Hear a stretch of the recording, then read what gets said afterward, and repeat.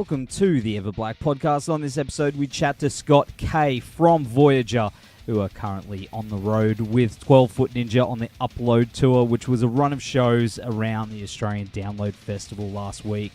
Catch both bands in Queensland from this Friday night, March 15 at the Shark Bar on the Gold Coast, and then Saturday, March 16 at the Valley Drive-In in Brisbane. Tickets are on sale now through Oztix.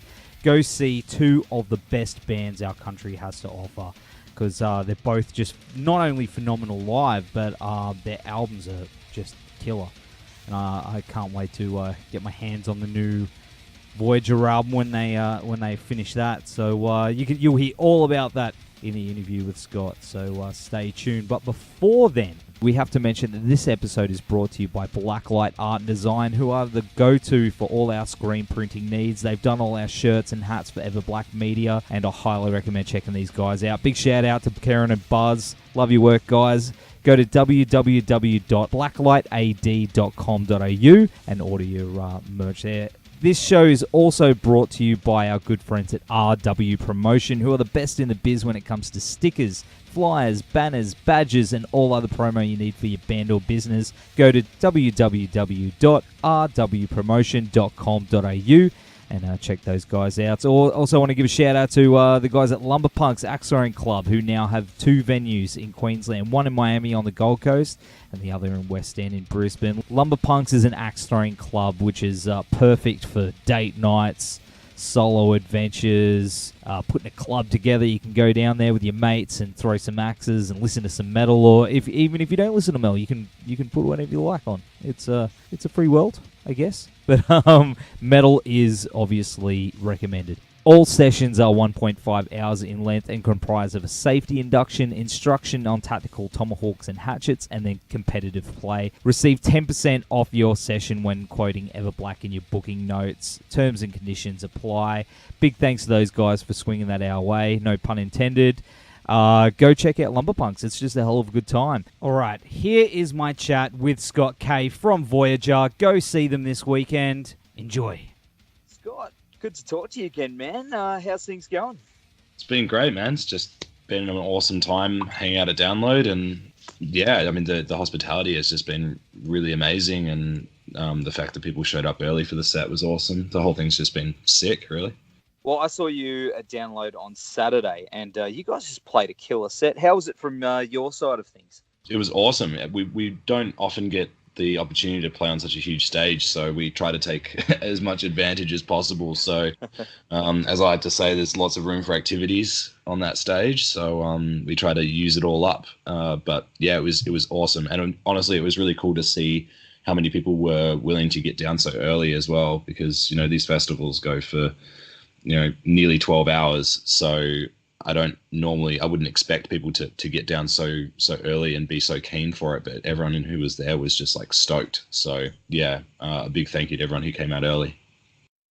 I would have liked to have seen you in Melbourne as well. Both were incredible. Melbourne seems to kind of be a bit more of a reserved, like observant crowd, at least from what I could gather, but just equally as enthusiastic as the Sydney crowd, and again, like everyone, there were hundreds and hundreds of people there early. So yeah, it was wicked. It was really, really cool. Who was your favorite? Did you get to catch anyone? Yeah. I actually really liked Code Orange. I thought that they put on an insane live show. I've been wanting to see them for a couple of years now, and I just haven't had any opportunity to. I think I just missed whenever they were playing in Perth, but Code Orange was sick.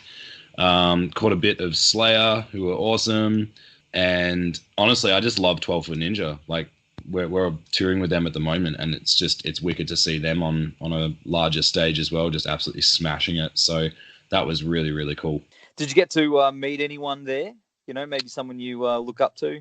Oh man, I'm the biggest geek ever. Like I'm so bad at just like cold approaching people. I feel, I just feel like rude, and every time I've done that, it's just resulted in me being like the nerdy guy from The Simpsons, just like, hi.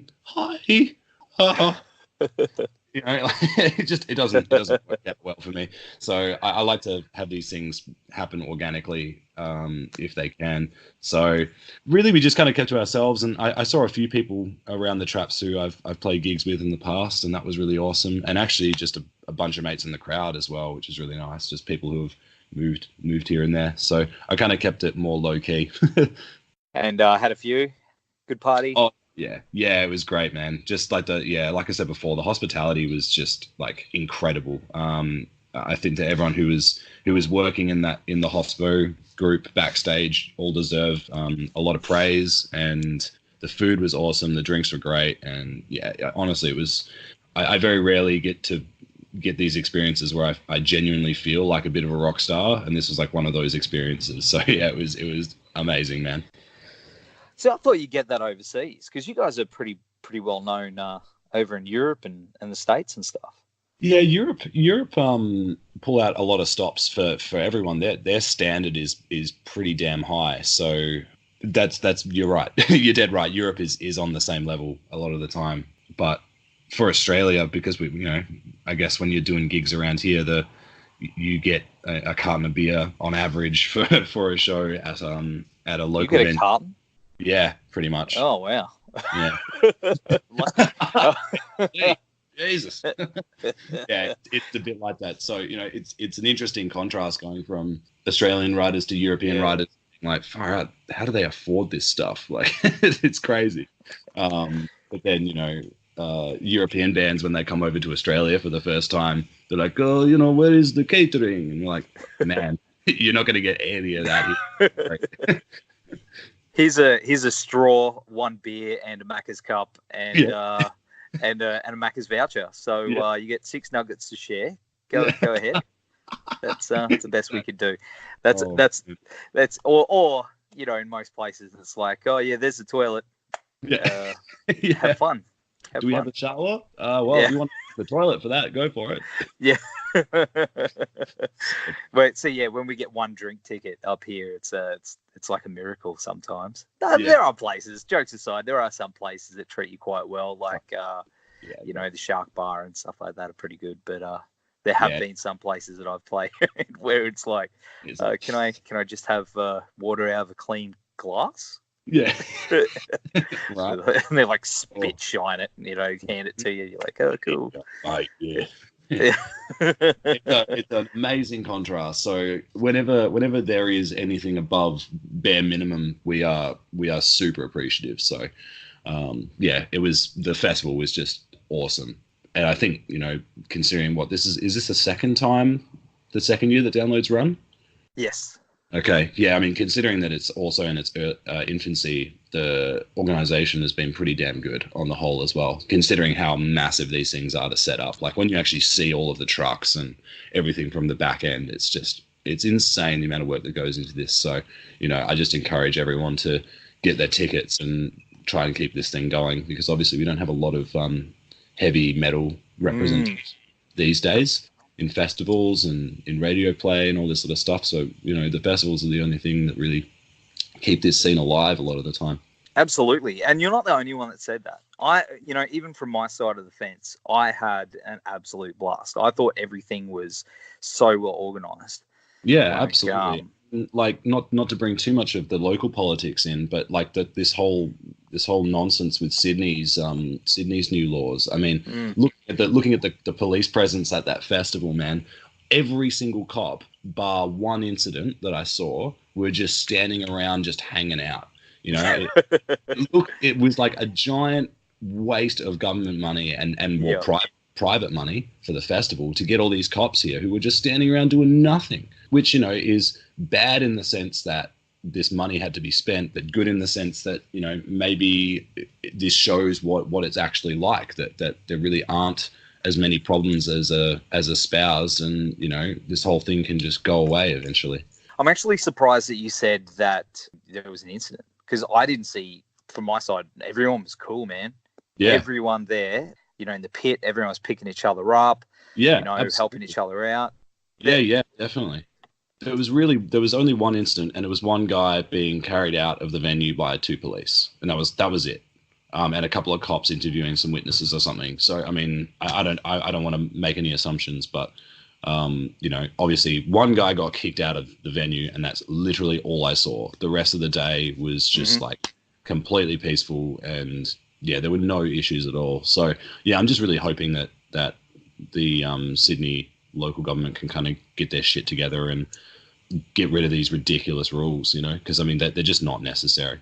No, it's bullshit. It really is bullshit. But you guys are actually going to be heading up this week with 12 Foot Ninja for a couple of shows, and one of those is on the Gold Coast at the Shark Bar. But you've been on tour with them, but even before the weekend. How's it been hanging out with those guys for this run? It's been great, man. Like they've been a band that I've known about since I was like 19, which is kind of insane to think about, because I've just seen them go from strength to strength in recent years, like since Silent Machine came out, and now they're absolutely smashing it, which is amazing. So yeah, it's kind of surreal in a way, because I've been wanting to tour with these guys for years, and now it's actually happening, which is really awesome. And they're just like the biggest lads ever. Like they're just the nicest dudes, and I think we have very similar ridiculous sense of humor, so that's been really good. The Perth show, they were all like knackered as hell, so we didn't really get much of a chance to catch up with them then, but from Canberra onwards we've just been having great banter, and yeah, it's been wicked, man. So I reckon the rest of these shows will be great, and hopefully we can tour with them again at some point in the future. Yeah, man, I'm pumped for the weekend. It's going to be awesome. And of course, you released a new single, Bright Star, recently. How's the rest of the album coming along? How far off is that? At this point, I think we've got just vocals and keyboards. I think the rest is done. I think Simone's got a guitar solo to track. But we're on the pointy end of the whole record process, which has been a different experience for us this time around, because we've had a time restriction. We have to get this record done by a certain date, and so the pressure has been a little bit more intense this time around. But yeah, I mean, the way everyone's been receiving Bright Star has been amazing. Like it's a poppy tune, but it has this like heaviness to it that I think grabs the whole broad spectrum of our listener base, which is really cool.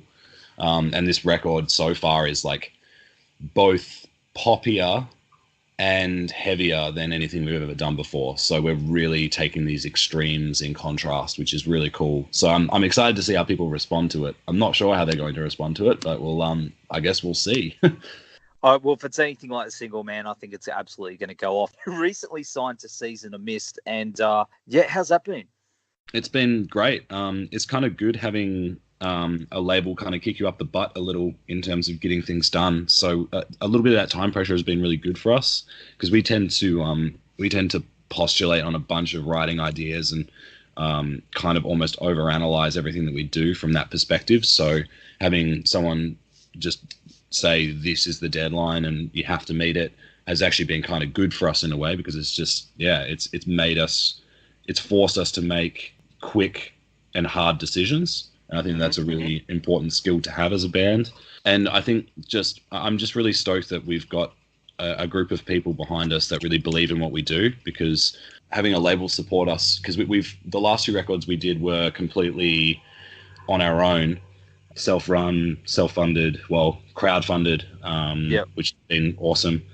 And, in terms of just trying to get the record to as many ears as possible, when you've got only a small cohort of people, it can be very difficult.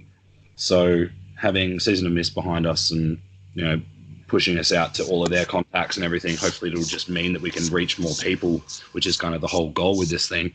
So yeah, we're very excited, man. And I think just having a team behind us that are actually really dedicated to trying to get us out there is really exciting. So it's been awesome so far, man.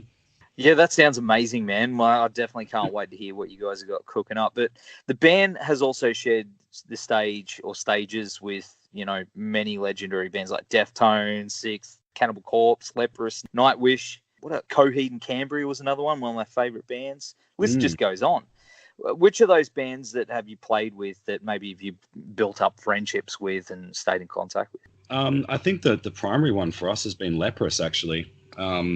Just amazing people. And I think we just, again, connected on both a personal and a musical level. Like there was a mutual love for each other's music and the musicality and everything like that. And So yeah, we've kept in touch with those guys, and I mean, if we could tour with them from now until the end of time, I'd be pretty damn happy.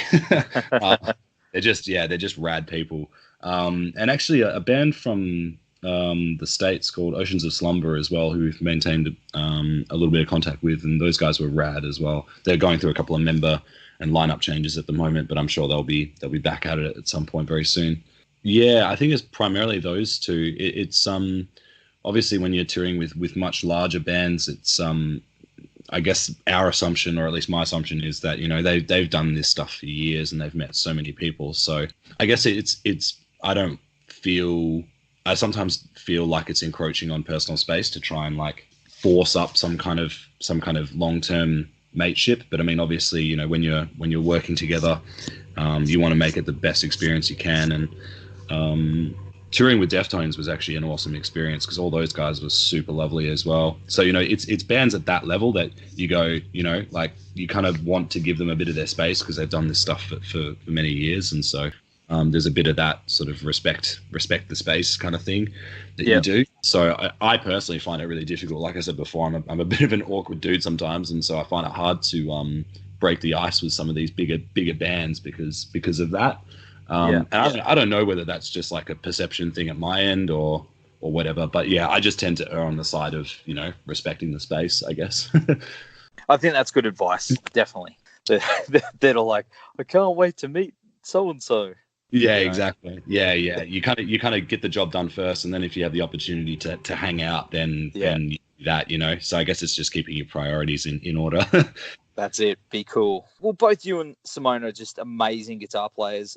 How would you describe your writing sessions together and how they come together?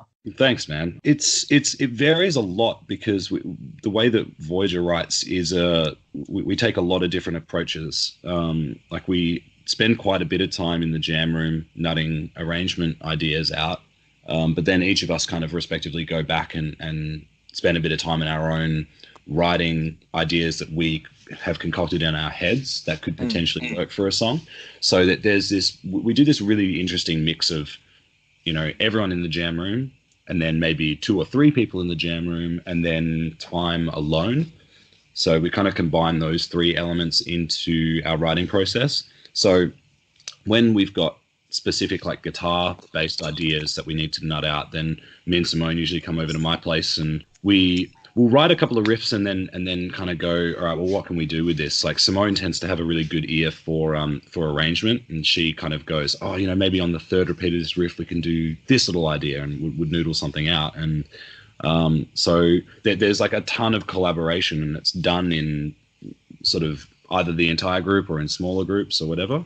And then there have been points where Simone's written a 2-part guitar idea and I've written a 2-part guitar idea on my own, and that's kind of worked out as well. So it's a mixing pot, man. We try everything. We're happy to do jams in whatever formulation we can muster. But I think what's been really cool about working alongside Simone is just, I think that we both understand each other's ideas and what we're trying to articulate. And while they might be different ideas, we're both very accepting of each other's concepts and ideas as well. So, if she's like I'm hearing something like this, and I go, oh man, I never would have thought of that, but that's really cool. And then vice versa, if I've come up with something, she goes, yeah, that sounds great. So I think there's this, it's very rare that you actually get that experience where both guitarists actually entirely, 95% of the time, entirely agree on what should be done with the guitars, generally speaking. So it sounds like such a simple thing, but in honesty, it isn't. It's a really rare thing to have someone connect with you in that way. So yeah, it's awesome. Most guitarists I've worked with, especially when you got 2 in a band, that is a rare thing. They're usually sometimes spilling out into the streets, gloves off over one little riff, Yeah, exactly. It's crazy the amount of sadly enough, the amount of ego that doesn't get put to the side with this stuff. It's the thing that ruins everything, man. Is if you have to, like, as lame as it sounds, you almost have to take a kind of Buddhist approach to your writing, where if someone If everyone in the band is telling you, man, we're not feeling it, you've just got to accept it and throw it away, or archive it or whatever. But just don't force a square peg into a round hole, man. Like if everyone's not feeling it, just put it aside. It's the only way to get things done when you're dealing with a collaborative group of people, You hear that, guitarist? Put your bloody aside, mate. Just, there needs to be a sign in the jam room. Most jam rooms says, "Don't be a dick." Yeah, literally. Or if you're going to be a dick, at least be funny about it. That's it. Make it a joke at least. But it can be painful when you've got scenarios where someone's just really adamant on something and everyone else is just kind of like shrugging their shoulders, like. Honestly, like again, it's so awesome because Voyager, we very rarely have these moments, if at all, which is just great. So I think with this current lineup that we have that's been running for the last 3 records, it feels so solid in that respect. Like the fact that we can just kind of get past our own egos and just kind of accept what the group wants and try and write for the song rather than for the self. From fans' perspective, from that side, that shows with you guys. Every time I've seen you guys, it's like you're a unit, an absolute tight unit. So it's cool that translates because I mean it can be hard sometimes when some gigs you play you're really not feeling it, and you just kind of have to go. But we're here to perform, we're here to entertain, and you have to just go out there and play a damn good show, even if you're feeling miserable.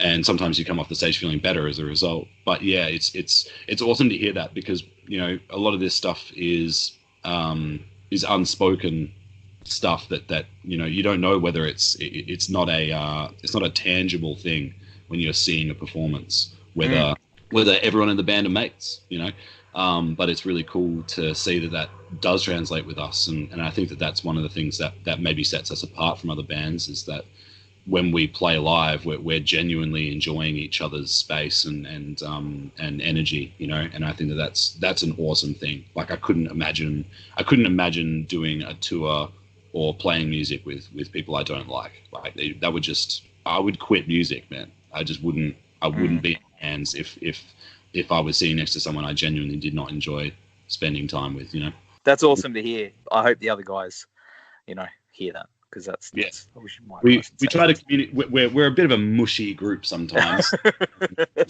We have this whole like in joke where if someone's being hell sentimental, someone will just tell them to shut up, and it just shuts them down immediately. But it's obviously done purely in love. But we do tend to be pretty open about all that stuff, which is great. Like we always say, man, I could not imagine doing this with anybody else. So. Yeah, it's really awesome, man. It's a cool little family that we've got going on. Absolutely, man. Absolutely. Well, of course, what's the album called? The one that's coming out? Oh man, we don't even have a name for it, to be honest. We've been postulating on that for a while, and we don't have anything at this point. So, no leaks of new information just yet, unfortunately. Oh, no nuggets. No nuggets. Okay. No nugs for you, mate. All I can say is that we are planning to release a couple more singles before the album. And yeah, we don't even know what songs we're choosing at this point. So it's all very open ended at this stage. But there are plans to have the record out later this year. And after the tour, I mean, you got the album, the tour. Yeah. You're heading back overseas. Are you going to come do another run around Australia? What's the plan? The plan at this point is also ambiguous, to be completely upfront. We're in planning stages at this point, so we're just trying to work out what's available to us, and then we'll have some more announcements hopefully within the next couple of months or so. But yeah, at this exact stage, we just wanted to try and focus on this Australian run and see how that goes, and then kind of work from there, work out what our next single is going to be, and all that sort of stuff. So yeah, we're still in planning mode at this stage. Awesome, man. Well, definitely can't wait to see what you guys do next. But until then, the Upload Tour with 12 Foot Ninja hits Queensland this week on Friday, 15th of March at the Shark Bar before heading up to Brisbane on Saturday, March 16 at the Valley Drive-In. Dude, thanks so much again for joining us on the show, and we'll see you on the weekend, brother. Thank you, man. Catch you there. Have a good one.